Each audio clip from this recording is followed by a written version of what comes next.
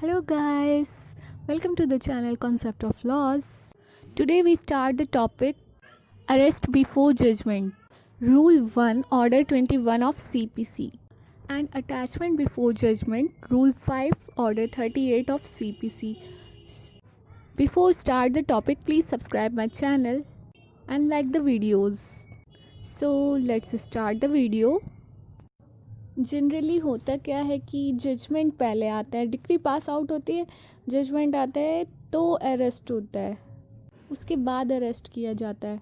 पर यहाँ पे कुछ स्पेशल केसेस हैं जिसमें कि अरेस्ट किया जाता है जजमेंट से पहले, according to rule first order 21।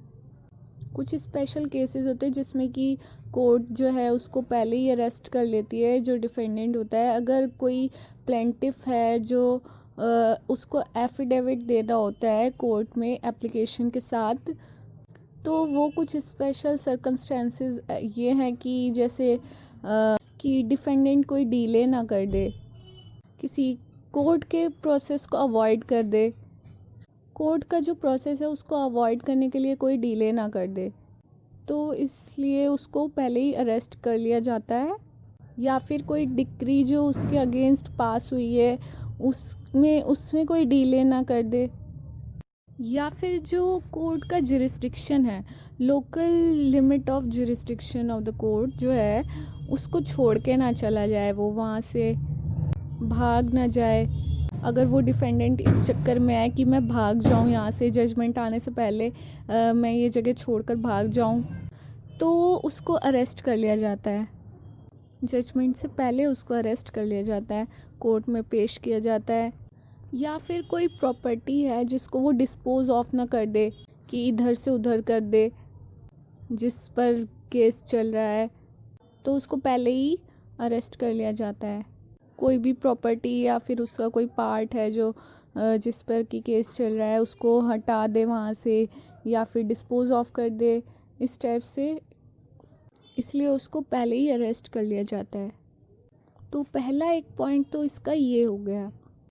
Secondly ये है कि कहीं वो इंडिया छोड़ कर ना चला जाए, डिफेंडेंट जो है जिस पर केस चल रहा है, जजमेंट आने से पहले कहीं वो इंडिया से बाहर ना चला जाए, भाग ना जाए। जैसे कि डिफेंडेंट है वो भागने की तैयारी में, भागने के चक्कर में, या फिर जो प्रॉपर्टी जिस पर केस चल रहा है उसको हटाने के चक्कर में, उसको रिमूव करने के चक्कर में, डिस्पोज ऑफ करने के चक्कर में, तो ऐसे इसमें क्या होता है कि कोर्ट उसके अगेंस्ट वारंट इशू कर देती है उसको अरेस्ट करने के लिए, डिफेंडेंट को, कि उसको डिफेंडेंट को लेकर आओ, जजमेंट आने से पहले उसको अरेस्ट करो, उसको कोर्ट में अपीयर करो, इस सब के लिए वो वारंट इशू कर देती है। तो कोर्ट जो वारंट इशू करेगी, डिफेंडेंट से कहा जाएगा कि क्यों ना तुम्हारे अगेंस्ट कोई सिक्योरिटी फर्निश की जाए, कि कोई अमाउंट, तुम कोई ऐसा अमाउंट रखो या किसी को श्योरिटी बनाओ तुम्हारे अपीयरेंस के लिए, कोर्ट में अपीयरेंस के लिए, क्योंकि वो भागने के चक्कर में लगा हुआ है, तो उससे सिक्योरिटी कुछ रखवाई जाएगी कि एज अ गारंटी कोई चीज़ रखो। अगर जो डिफेंडेंट है उस वारंट में जो अमाउंट दिया गया है कि अगर इतना अमाउंट तुम पे कर दो तो तुम्हें, तो अगर वो पे कर देता है एज अ गारंटी, तो उसको अरेस्ट नहीं किया जाएगा।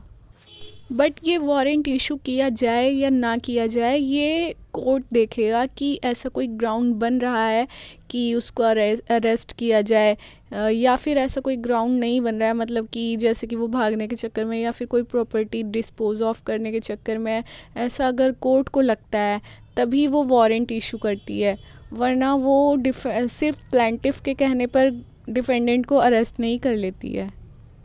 एक केस था वरीद जैकब का, वरीद जैकब वर्सेस सुषमा, 2004 का ये केस था। इस केस में कोर्ट ने ये कहा है कि ये जो अरेस्ट करने का प्रोसीजर है ये सीपीसी में, इसको एज अ लीवर यूज़ नहीं करना है। मतलब जो प्लेंटिफ है वो इसको एज अ वेपन यूज़ ना करे। डिफेंडेंट अगर किसी बात को नहीं मान रहा है तो उसको अरेस्ट करवा दूँ, ऐसा नहीं होना चाहिए। कुछ ऐसी कंडीशंस हैं जिसके होने से कि कोर्ट वारंट इशू तभी करेगा अगर ये कंडीशन सेटिस्फाइड है। जैसे कि प्लेंटिफ जो है उस केस बोनाफाइड होना चाहिए, मतलब केस जो है वो समझ में आना चाहिए कोर्ट को कि हाँ कि ये ग्राउंड बन रहा है अरेस्ट करना, इस पर वारंट इशू करना पड़ेगा, अरेस्ट करना पड़ेगा। कि एक प्राइमा फेसी केस बन रहा है कि ये प्लेंटिफ के सपोर्ट में डिसाइड हो सकता है, डिसीजन आ सकता है, केस जो है स्ट्रॉन्ग लग रहा है। एक तो ये चीज़ हो गई। दूसरा है कि कोर्ट को ये लगना चाहिए कि जो डिफेंडेंट है वो वाकई में जुरिस्डिक्शन छोड़ के जाने के चक्कर में है, कोर्ट का जो जुरिस्डिक्शन है उसको छोड़ के जाने के चक्कर में है, या अपनी कोई प्रॉपर्टी जो है उसको वहाँ से हटा दिया है या हटाने के चक्कर में है, या खुद भागने के चक्कर में लगा हुआ है।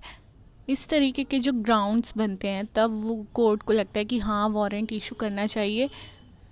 जिन ग्राउंड्स पर कि कोर्ट सेटिस्फाइड हो जाता है कि हाँ इस पर वारंट इशू करना चाहिए तो कोर्ट वारंट इशू करता है प्लेंटिफ के एप्लीकेशन देने पर। अब इसके जो सिक्योरिटी के रूल्स हैं वो रूल 223 में दिए गए हैं सिक्योरिटी के लिए, कि कोर्ट उसको कहेगा कि कोई सिक्योरिटी तुम रखो, और क्यों ना तुम्हारे अगेंस्ट कोई सिक्योरिटी रखवाई जाए तुम्हें कोर्ट में अपीयर होने के लिए। अगर डिफेंडेंट इस चीज़ को सेटिस्फाइड नहीं कर पाता है तो जो अमाउंट है उसको डिपॉजिट करे, जिस अमाउंट के बेस पर उसका डिसीज़न आएगा, कोर्ट का डिसीज़न आएगा उसके अगेंस्ट, वो अमाउंट डिपॉजिट करे या प्रॉपर्टी डिपॉजिट करे। सपोज़ जो डिफेंडेंट है अगर वो भाग जाता है तो जो उसका श्योरिटी बना होता है, जो गारंटी लेता है उसके कोर्ट में अपीयर होने की, उसको वो अमाउंट पे करना पड़ता है। जो श्योरिटी होता है रूल 3 में दिया गया है कि वो ये एप्लीकेशन भी कोर्ट में डाल सकता है कि उसको डिस्चार्ज कर दिया जाए एज अ श्योरिटी। मैं इसका श्योरिटी नहीं बनना चाहता हूँ, वो इसके लिए एप्लीकेशन कोर्ट में डाल सकता है। फिर कोर्ट डिफेंडेंट के अगेंस्ट वारंट इशू करेगा, समन भेजेगा उसको कि कोर्ट में अपीयर करेगा, उसको अरेस्ट करेगा, फिर उस श्योरिटी को डिस्चार्ज कर देगा। सपोज़ जो डिफेंडेंट है वो कोई सिक्योरिटी फर्निश नहीं कर पा रहा है, कोई और फ्रेश सिक्योरिटी नहीं ला पा रहा है, कोई श्योरिटी नहीं ला पा रहा है, तो कोर्ट जो है वो क्या करेगी कि इसको सिविल प्रिजन में भेज देगी। उसके पास ये पावर है कोर्ट के पास कि उसको सिविल प्रिजन में वो भेज सकती है। ये जो अरेस्ट का ऑर्डर है ये किन केसेस में नहीं हो सकता है।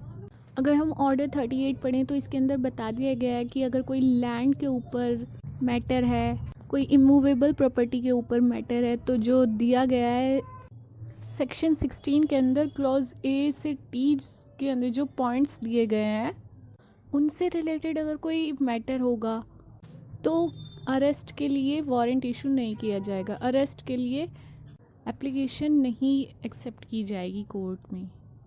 और अगर इसके अंदर कोई ऑर्डर किया जाता है रूल 236 के अंदर या फिर ऑर्डर 38 के अंदर तो ये अपीलेबल है, इसमें अपील की जा सकती है, अरेस्ट के लिए वारंट इशू किया जा सकता है, आप एप्लीकेशन कोर्ट में डाल सकते हैं और ये रिवाइजेबल भी है, इसका रिवीजन भी किया जा सकता है।